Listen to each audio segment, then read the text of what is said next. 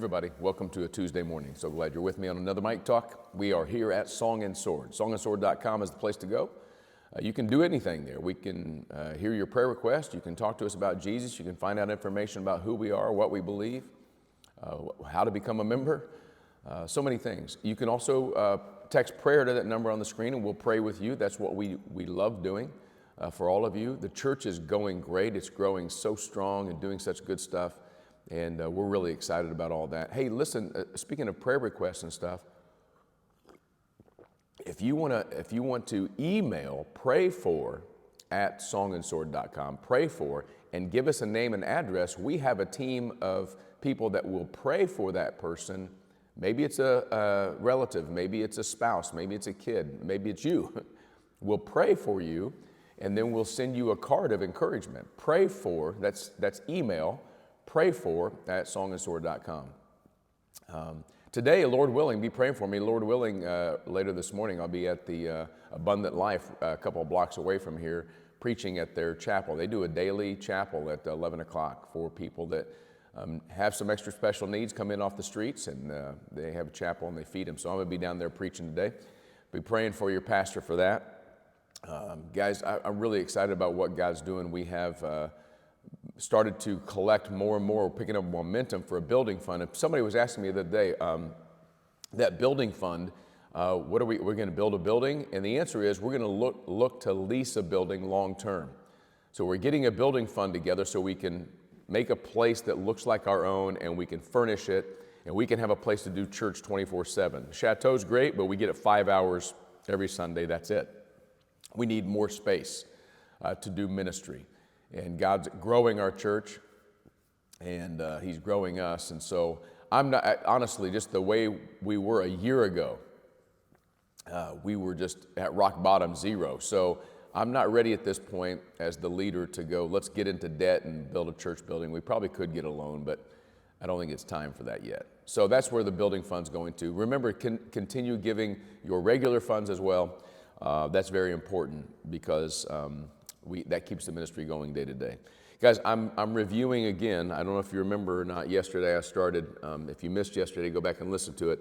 I'm looking at my journal from a year ago after I left the church I was at, and after God was doing something in my soul. And I had a Monday night life group meeting where I shared these scriptures that were kind of guiding me. So now a year later, I'm looking back, I'm sharing with you the scriptures that kind of drove me, and the scriptures that have been kind of my mantra and my practice, hopefully, for the last year. And today we're going to come to James chapter 4.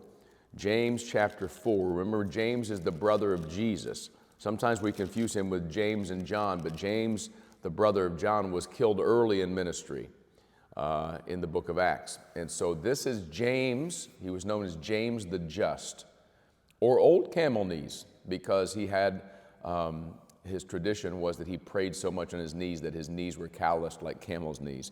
I don't know if that's true or not, but it's historically pretty accepted. But James, the literal brother, half-brother of Jesus through Joseph, writes these words, and I think they're very important for us today. I want to share them with you. They're kind of guiding me. They've guided me this last year. They guided me when everything fell apart a year ago. In verse 6, chapter 4 of James, verse 6, hear these words. These are great. But he gives more grace. Therefore, it says, God opposes the proud, but gives grace to the humble. Submit yourselves, therefore, to God. Resist the devil, and he will flee from you. Draw near to God, and he will draw near to you. Some very powerful words from James, the leader of the Jerusalem church early on. There are some equations in the Bible that work. Like Jesus says, the first shall be last, and he who is great will be brought low, and he who is low will be made high. And that's kind of where James 4:6 is going. Here's an equation you can count on. You can just bet everything you have on this reality. God opposes the proud, but he gives grace to the humble. God opposes proud. Why does God oppose proud? Well, because proud is a declaration that it's about me and not God. Pride is the sin that ate the fruit in the garden. Pride is the sin that's sitting on the king's throne but decides that he's going to take another man's wife. Pride is what drives us to sin because we think we're gods. Satan hit on it from the very beginning. If you eat this fruit, you'll be like gods, knowing good and evil. And we take a lot of steps in our lives to become like gods. So God opposes the proud.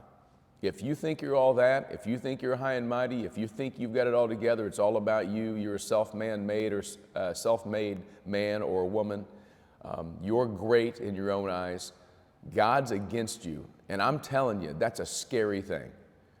I'd rather be on the other side of this equation. God opposes the proud, but he gives grace to the humble.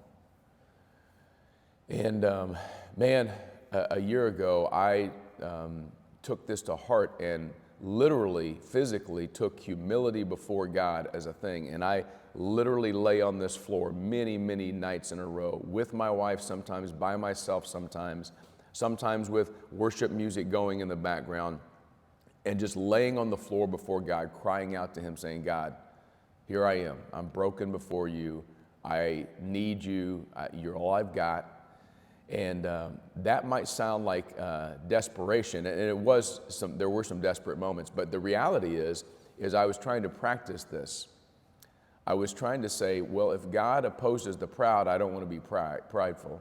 And I want to confess to him anything that I think that's between me and him and holding me back from walking with him. And I also just want to lay before him and say, God, it's all you. It's not about me. There's nothing I can do. You got to fix it. You got to do it. You got to give me the strength. You've got to move forward. You've got to form song and sword. You've got to make this thing a reality. And guess what? God kept his word. He gives grace to the humble. Now, there's a lot of people that gave me a lot of advice during this time, well-meaning Christians, by the way, who are saying, you need to humble yourself, you need to humble yourself. And I replied to those who talked to me and said those things. I'm like, listen, I'm telling you, I don't know how to get any more low before the Lord than I've been. So here's what I want to tell you. There's only one person in the whole universe that knows if your heart's humble or not, and that's God. And my testimony is this last year that this is true. God gives grace to the humble. In fact, James goes on to say, I don't know if you read this or not, resist the devil, he'll flee from you. I think that is getting away with pride. God opposes the proud.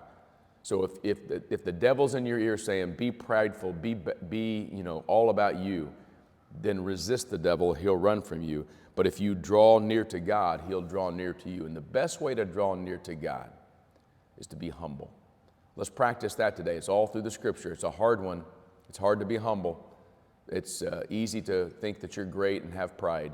But God opposes the proud, but he gives grace to the humble. Hope that helps you on your walk today.